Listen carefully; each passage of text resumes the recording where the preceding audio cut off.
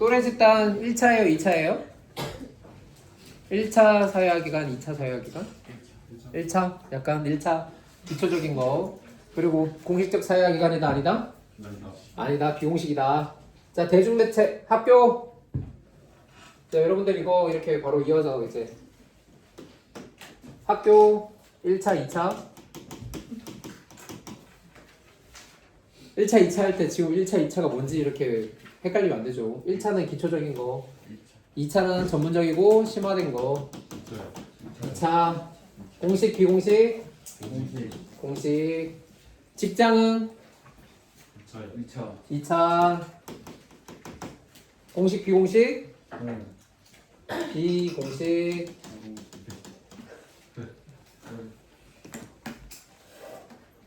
사회화를 위해 설립됐냐 안 됐냐? 회사가 사회화를 목적으로 설립했어?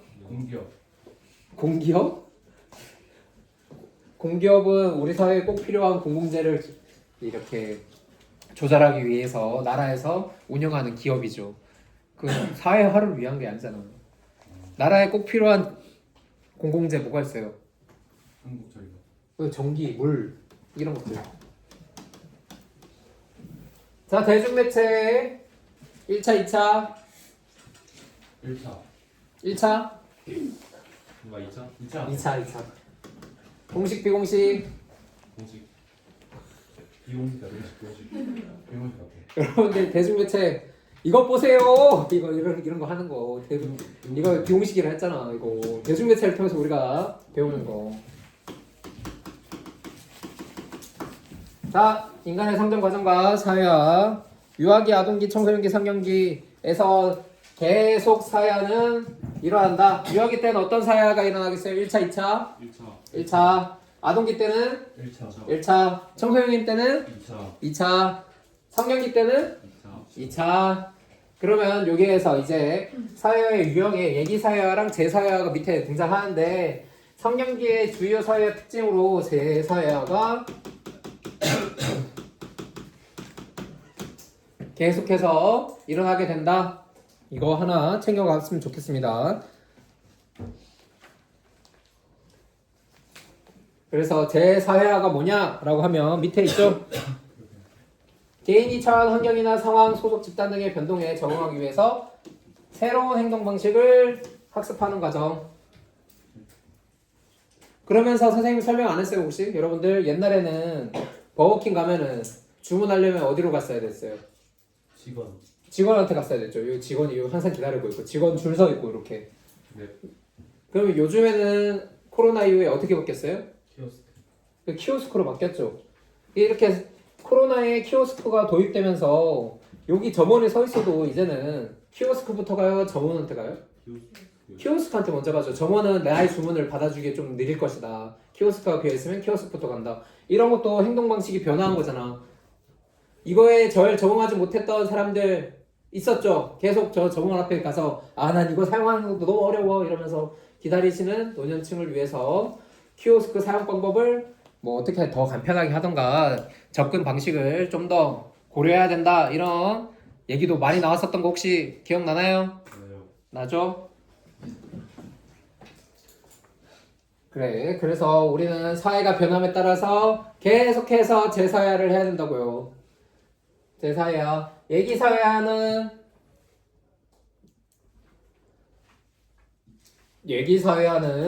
속해 있어요? 속해하지 않았어요? 일단 속하지 않았어요.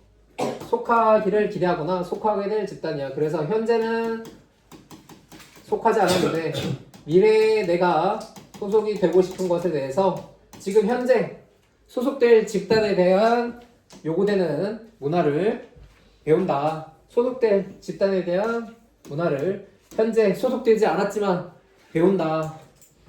내면화한다. 이게 예기사회화다. 그래서 미국 유학을 준비하는 사람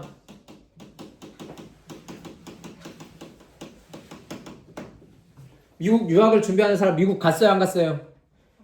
아직은 안 갔죠. 근데 미국 유학을 준비하는 사람 미국에 속하게 될 거니까 미국에서 요구하는 문화를 학습해야 되겠죠.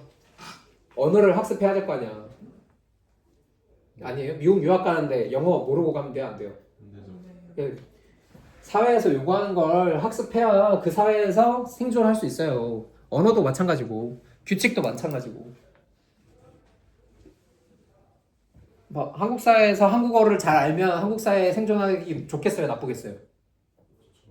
한국 사회도 마찬가지로 뭐 영어로 다 되는 그런 사회는 아니잖아. 아무리 우리가 영어를 잘 알아듣는다 하더라도. 그래서 문화를 학습하는 건 내 개인적으로 우리 사회화를 학습하는 여기 했었잖아요. 개인적 차원에서 사회화가 좋은 거 생존하게 해준다 이런 거 안 했어요? 사회생활에 대한 적응을 강하게 한다. 잘 사회화가 될수록 그 사회에 잘 어울려서 생존할 수 있게 된다. 우리가 사회화를 하는 이유? 다 먹고 살기 위해서다.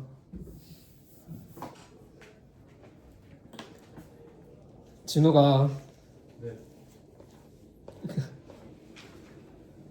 그렇게 잔다고 이제 이렇게 말하면 선생님 편집도 없이 그냥 다 올린단 말이야. 이제 막 이렇게 버튼 누르면 다 그냥 이렇게 올리기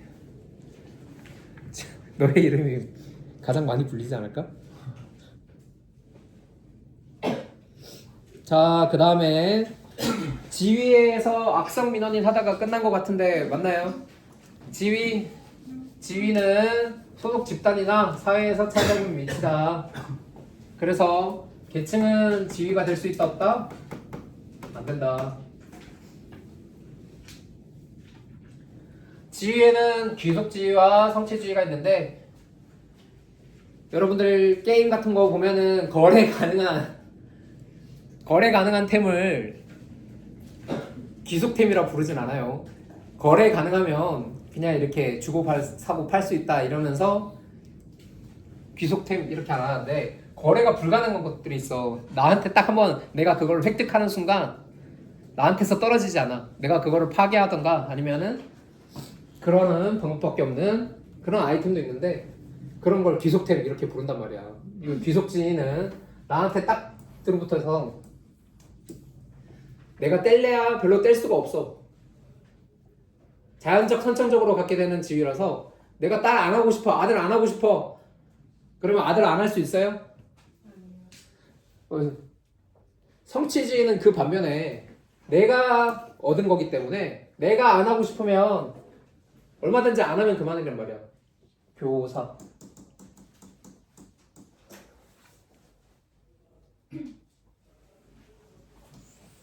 후천적으로 획득하는 지위.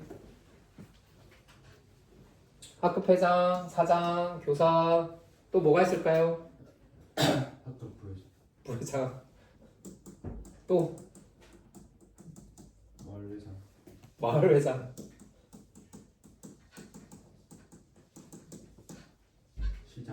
시장 다 나온다. 또 국회의원.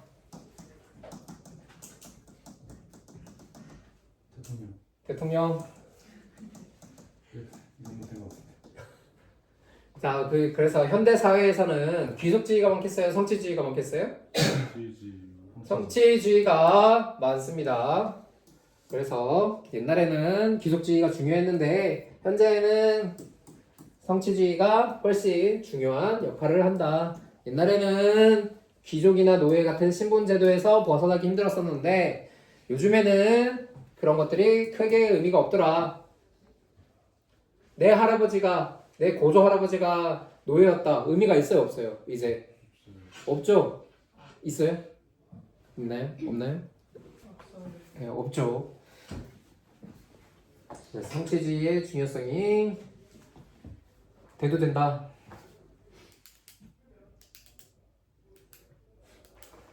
근데 재벌 회장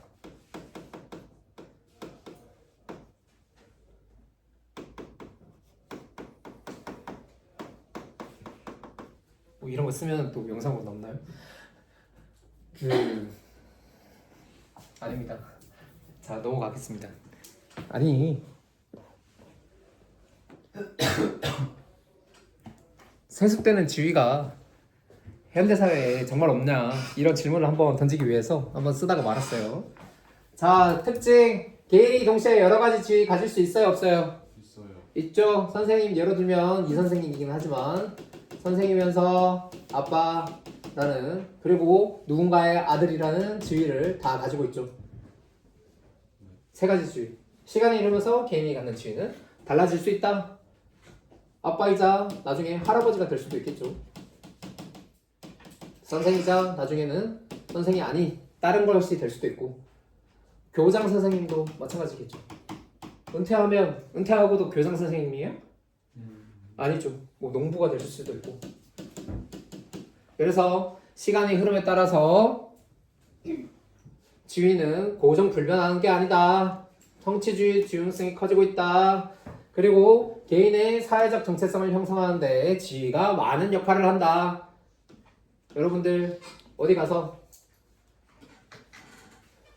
이런 얘기하면 좀 그렇긴 하지만 사회적으로 저는 배달 라이더입니다 이렇게 얘기하는 거랑 사회적으로 저는 이 선생입니다 교사입니다 학교에서 고등학교에서 애들을 가르치고 있습니다 하고 하는 거랑 어떤 차이가 전혀 없는 세상이면 좋겠지만 명백히 사회적으로 조금 다른 영향을 주기도 하더라. 자, 역할과 역할 행동, 역할 갈등이 있어요. 지위에 대해서 기대하는 행동 방식이다. 자, 교사 아까 지위였죠. 선생 지위였어요. 그러면 교사는 뭘 해야 돼요? 수업을 해야 되죠. 이게 역할이다. 이게 지위고 이게 역할이다. 아빠는 뭐 해야 돼요? 키워야 돼요. 육아를 해야 된다. 아들은 뭐 해야 되나요? 잘 커야 성장을 하고 효도를 해야 된다. 뭐 이런 게 있을 수 있겠죠. 그러니까 지위에 대하여 사회가 요구하는 일정한 행동 양식이 있어. 그거를 역할이라 부른다. 그런데 이 선생은 수업을 잘하나 못하나, 육아를 잘하나 못하나 이런 것들은 실제 상황이 봐야지 알 수 있는 거죠. 아니에요? 그래서 수업을 잘 하는지 못하는지는 역할에 따른 행동을 했는지 안 했는지 여부기 때문에 역할에 대한 행동을 해야 기대되는 역할을 실제로 수행하는 구체적인 방식이다. 실제로 잘했는지 못했는지는 사람들마다 다를 수 있다. 그래서 그 개인들 간에도 역할 행동은 다양하게 나타날 수 있다. 지금 이 수업이랑 옆반에 있는 수업 선생님들마다 수업 방식이 다 다르고 수업하는 양태가 다 다르잖아. 다 똑같지 않죠? 그러면서 잘하고 못하고가 나타나게 된다고. 그러면 잘하면은 보상이 주어지고 못하면은 제재가 주어진다. 그래서 보상과 제재는 역할이 아니라 역할 행동에 따라서 주어지게 되는 거다. 다시 한번 정확하게 해볼까요? 자, 지위가 있으면 역할이라는 게 부여되고 역할을 실제 수행하는 양식이 그냥 뭐 잘하는 것도 있고 못하는 것도 있고 그리고 애매하게 하는 것도 있겠지. 근데 잘하면 보상이 따르고 못하면 제재가 따른다고. 실제 수행하는 이것을 우리가 역할 행동이라 부른다.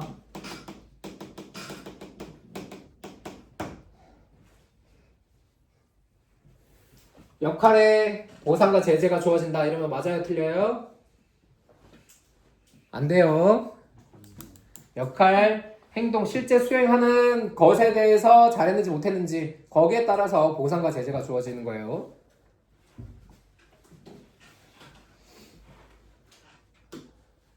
그러면 지금 한 사회의 개인 여러 가지 지위를 가질 수 있으니까 여러 가지 역할 요구되는 상황에 맞닥뜨리게 되는 경우 많겠죠. 역할 갈등 별표치고 여러분들 역할 갈등 서로 다른 역할이 요구되는 상황. 그러면 이건 무슨 상황이냐? 지위에 따른 역할이 두 개 이상이 부딪힌다. 자, 예로 들어서 아까 이 교사 수업을 해야 되고 이 교사는 아빠기도 해서 육아를 해야 된다. 이런 상황에 왔어. 그러면 육아에 충실하면 수업의 질이 조금 낮아질 수도 있겠죠. 아니 그럼 수업을 열심히 하면 육아의 질이 좀 떨어질 수도 있겠지. 왜냐하면은 시간을 쏟아야 되잖아. 그럼 이 선생은 어떻게 해야 돼? 수업만 하면 돼? 집에 가서 나 몰라라 하고 아 난 돈 벌어 왔잖아 이러고 배째고 있으면 되나요? 근데요. 그럼 어떻게 해야 돼 진우가? 요구하는 걸 들어요. 그럼 누가 요구하는 걸 들어줘? 사회 사회에서 요구하는 걸 들어줘? 역할 요구하는. 자 이런 경우에 개인은 고민이 많겠죠. 어떻게 해야 되는지. 이런 경우에 역할 갈등이 일어나라고 한다. 근데 여러분들 학생은 어떻게 해야 돼요? 고등학생은 대학에 가야 되죠. A 대학에 갈까 B 대학에 갈까 고민하고 있어. 이것도 고민이죠. 왜? 그러면 이거는 역할 갈등이 아니에요? 이건 고등학생은 대학에 가는 한 가지 지위에 한 가지 역할을 뭘 할까를 하는 거기 때문에 그렇기 때문에 이것은 역할 갈등이 아니다. 자, 역할 갈등 해결. 사회에서 정확히 해주거나 개인이 우선순위를 결정하거나 뭐 별로 사회적으로 합의를 해주거나 야, 이 선생 육아해 이렇게 개인이 신념으로 우선순위를 설정하거나 정리하자면 이렇게 정리하는 건데 수업이나 일단 우선하자 뭐 이런 식으로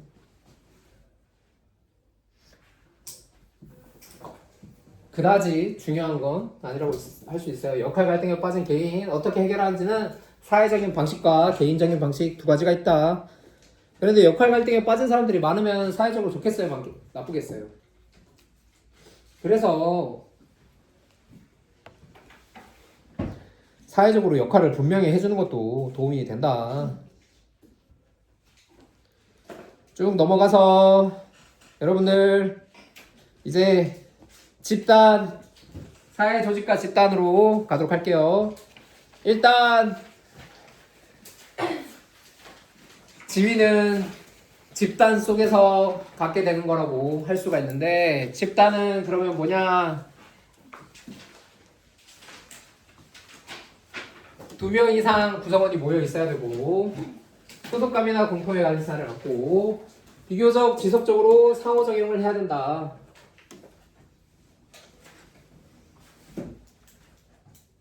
혼자서 집단 할 수 있어요, 없어요?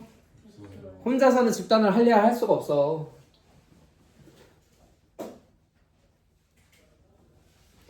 2명 이상 모여 있다고 다 집단이야? 그건 아니라는 거지. 그래서 비교적 지속적으로 상호작용까지 해야 한다.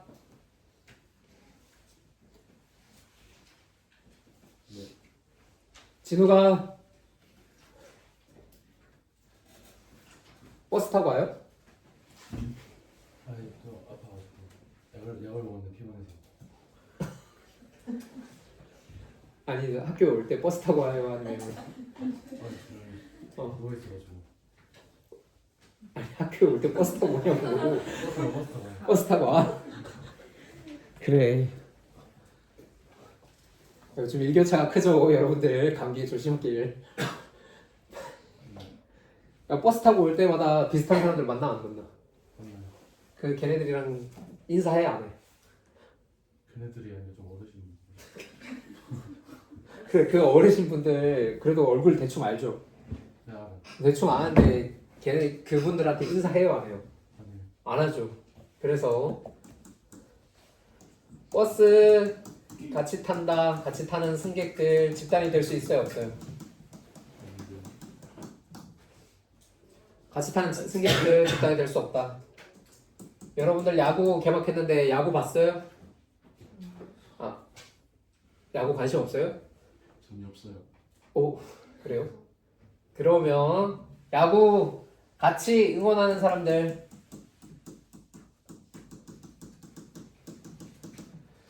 비교적 공통의 관심사를 갖고 이 2명 이상 모여 있음에도 불구하고 집단이 될 수 있다 없다? 옆자리 사람이랑 상호작용해요? 지속적으로 그것도 안 하죠? 그래서 집단이 될 수 없다. 같이 응원하는 사람들은. 근데 여기서 뭐 팬클럽이나 서포터즈 같은 활동을 한다. 이건 집단 될 수 있어요, 없어요? 있어요. 이거는 집단이 그래도 될 수 있다. 자, 이 세 가지 중에서 하나라도 없으면 집단이 될 수 없어요. 알겠죠?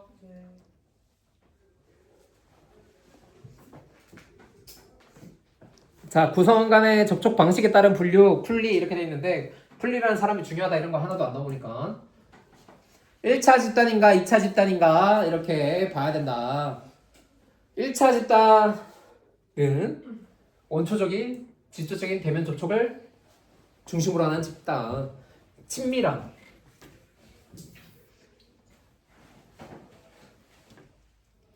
인간관계를 목적으로 하는 친밀함.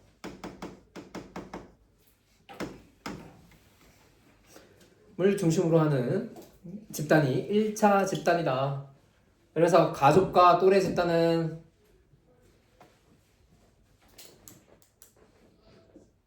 친구들 만나는 게 목적이에요. 친구들 만나서 꼭 뭘 해야 돼요?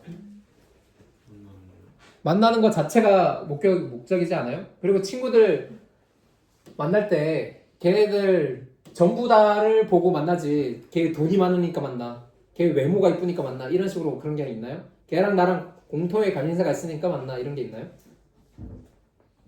그 만날 때는 그래도 만나고 난 다음에 대화를 할 때는 아 얘가 좀 뭔가 나랑 결이 맞나 안 맞나 이런 것들을 전부 다 보잖아. 그렇잖아. 그게 전인격적이다. 인격의 하나만 보는 게 아니라 인격 전체를 다 본다고.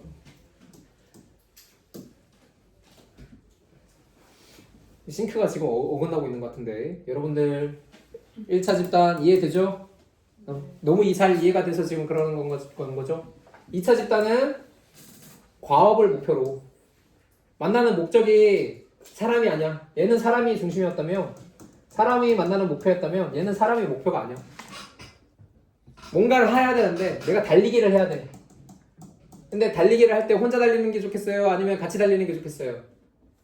물론 혼자 달리는 게 좋은 사람도 있고 같이 달리는 게 좋은 사람도 있고 그렇긴 한데 공부할 때 혼자 공부하는 사람이 좋은 사람이 있고 같이 공부하는 사람이 좋은 사람도 있고 그렇잖아. 그럼 내가 달리기나 공부나 혼자 하고 싶지 않아. 그래서 누구나 같이 좀 했으면 좋겠다 라고 생각하는 경우가 있을 수 있겠죠. 이런 목표를 두고 사람들을 만나는 경우가 있단 말이야. 내가 돈을 벌고 싶은데 돈을 벌기만 하면 되지. 그 과정에서 나 혼자 돈 버는 것보다 같이 돈 버는 게 돈 더 많이 벌잖아. 사람을 고용해서 돈을 버는 게 말이야. 그래서 이런 목적을 위해서 만남이 이루어지게 되면 2차 집단이라고 할 수가 있습니다. 알겠죠? 근데 여기서 이제 회사, 시민단체, 정당 등 다 과업 중심의 집단인 거 알고 있을 것 같은데 1차 집단이랑 2차 집단이랑 경계에 이렇게 포함되는 것들 뭐가 있냐라고 물어보면 회사에 갔는데 회사에 가면은 진짜 돈만 벌면 돼요? 학교에 왔는데 학교에 여러분들 졸업하려고 왔죠? 학교에 왔는데 여기 학교에 적어놓읍시다. 학교에서 졸업을 하기 위해서 학교에 왔다. 근데 학교에 왔는데 진짜 졸업만 하면 돼? 거기에서 인간관계가 발생하죠. 인간관계 때문에 더 힘들어지는 경우도 있지 않아? 졸업하고 수업 듣고 이런 것들보다 인간관계 때문에 더 힘들어지는 경우가 많단 말이야. 회사에 와서 돈 벌 때도 마찬가지고. 그래서 2차 집단임에도 불구하고 그 안에서 1차 집단적 성격을 가지는 경우가 워낙 많기 때문에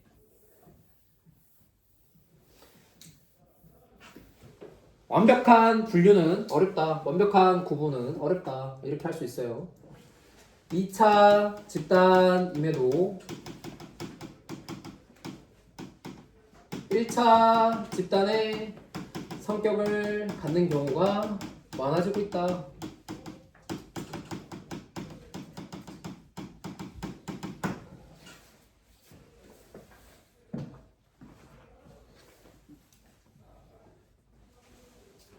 분명 가족 또래 집단 외에는 1차 집단이라고 할 만한 게 별로 없는 것 같은데, 그리고 현대사회에 와서는 과업 중심의 그냥 수단으로 인간을 만나고 이런 경우가 많은 것 같은데, 정작 만나고 보면은 만나는 게 지속적으로 되다 보면은 1차 집단의 성격을 어느 정도 이렇게 갖기 시작하더라 이거는 거지.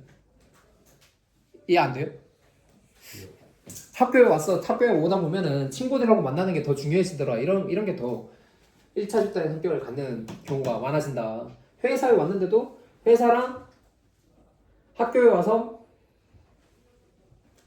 내가 돈을 얼마나 버는지 이게 중요한 게 아니라 거기 안에서 인간관계 친밀함을 느끼는 정도가 어느 정도인지에 따라서 회사를 결정하거나 계속 다닐지를 결정하거나 이런 식으로 2차 집단 안에서도 1차 집단의 성격을 갖는 경우가 많아지고 있어서 그 다음에 여기 이 분류가 더 많이 여러분들을 괴롭힐 거라고 생각을 해요.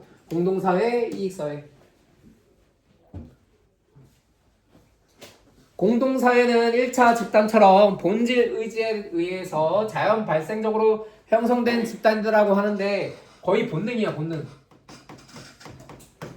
집단 형성이 본능에 의해서 형성되는 거랑 마찬가지다. 여러분들 가족,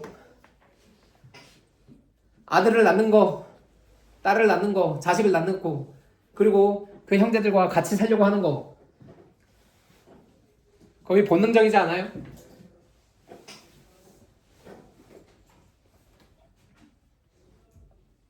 그래서 결합 자체가 목적이다. 가족을 꾸리는 것 자체가 목적이지 가족을 꾸려서 내가 한몫을 벌겠다 이런 사람들이 있나요? 그래서 결합 자체가 목적이고 본능에 의해서 모이는 집단이 공동사회고, 그게 아니라 본능이 아니라 어떠한 의지에 의해서 모이기만 하면 죄다 이익사회라고 할 수가 있어요. 회사, 시민단체, 동호회, 거의 모든 현대사회의 집단들은 이익사회라고 할 수가 있다. 이해타산적, 수단적, 그리고 선택의지에 의해서 친목 도모, 동호회 이런 게 보드게임 동호회. 보드게임을 하고 싶은데 보드게임 같이 할 친구가 없어. 그러면 보드게임을 같이 할 사람들 모으는 거죠. 런닝, 경찰과 도둑 이런 것들이 전부 다 이익사회 안에 들어간다.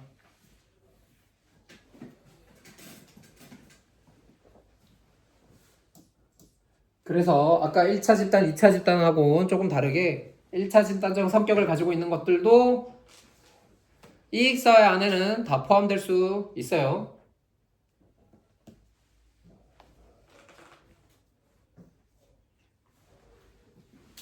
얘는 선택의지가 있다는 건 어떠한 목적이 있다는 거랑 그리고 인위적이라는 거랑 또 비슷하게 되겠죠. 여기 인위적, 여기 인위적, 목적, 자연 발생적 이렇게 구별을 해놓으면 될 것 같습니다.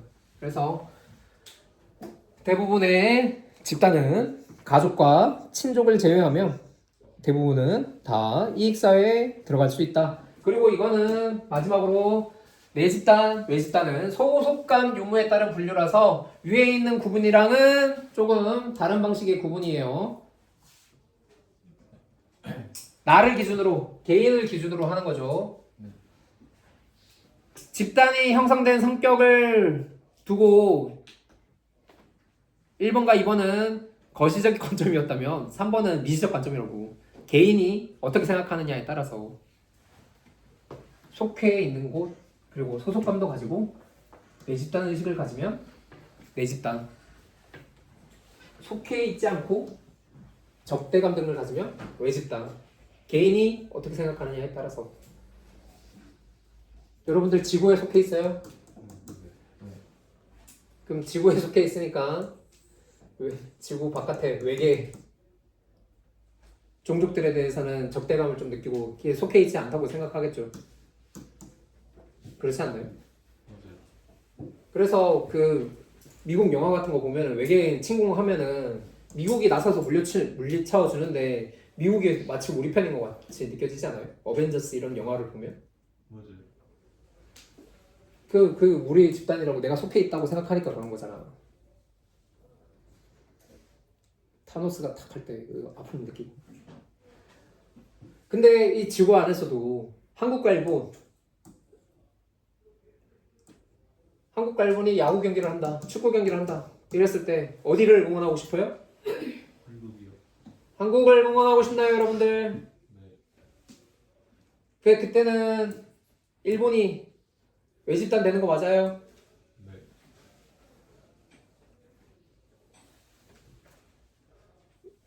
자, 그렇게 해서 결론적으로 이 말은 개인이 중심이기 때문에 집단의 구분이 상대적이다.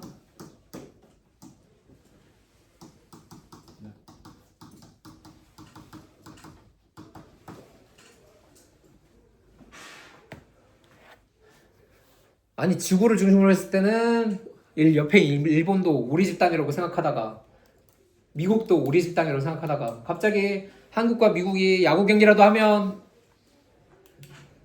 미국은 적대 외집단, 한국은 우리 집단 이렇게 되고 한국도 우리 집단으로 생각하다가 경상도나 뭐 전라도 뭐 이런 식으로 지역 감정으로 또 붙기 시작하면 또 경상도는 우리 집단, 전라도는 외 집단 이렇게 돼버리죠. 그리고 경상과 대구는 항상 함께 묵혀가는 그런 뭔가 같은 지역구를 겸하고 있다고 생각하는데 그럴 때도 또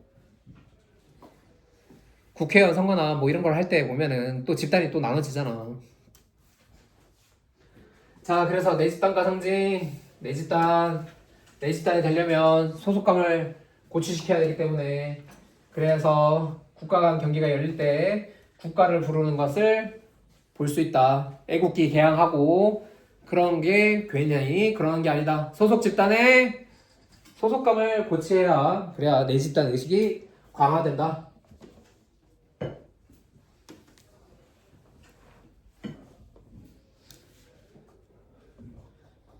그리고 한 다음에 중거 집단이라는 게 있어요. 중거 집단은 내 집단과 맞물려서 생각을 해보면 좋은데 개인이 자신의 가치관 및 신념을 형성할 때 기준으로 삼거나 행동이나 입장, 선택의 근거로 삼는 집단 개인이 선택의 근거로 삼는 집단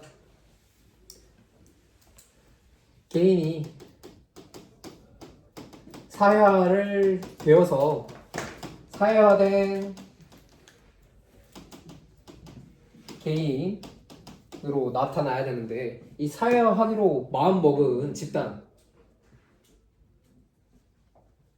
중거 집단이라고 할 수가 있는 거예요.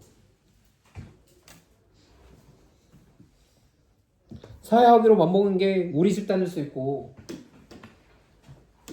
우리 집단이 아닐 수가 있겠죠. 네.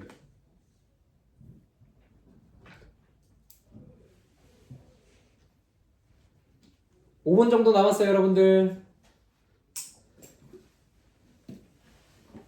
어떡하지? 줄까요? 쉬어? 여기까지만 하고 이제 사회조직하기 전에 쉬자. 자, 중거 집단, 내가 사회하기로 마음먹은 집단이 나랑 소속된 집단이 똑같으면 뭐가 좋겠어요? 적극적으로 사회화하도록 그 가치를 배우고 그 사회에 소속되기를 내가 정말 잘했다 생각하고 그러지 않겠어요? 네. 그리고 그 사회에서 요구하는 것을 적극적으로 참여하는 태도를 갖게 된다. 근데 불일치 하는 경우에는 그 사회에서 이탈하고자 하겠죠. 내가 소속되기를 내가 준거 집단이라고 여기는 집단으로 소속되려고 이탈을 시도한다. 이탈 못하면 일탈 행동을 저지르게 된다. 불만이나 상실감 받게 된다. 상대적 박탈감까지도 얘기를 하고 있어요.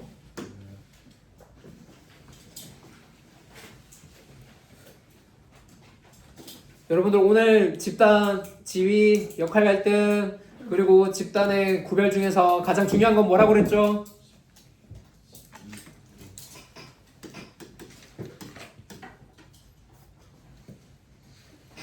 (1차) (2차) 집단 구별하는 게 중요한 게 아니라 공동사회랑 이익사회를 구별하는 게 어떻게 보면 더 중요하다 이렇게 얘기를 했고, 이익사회는 이익 집단이 아닙니다. 이익 집단이 아니다. 이익 집단이라는 용어는 변호사협회, 의사협회,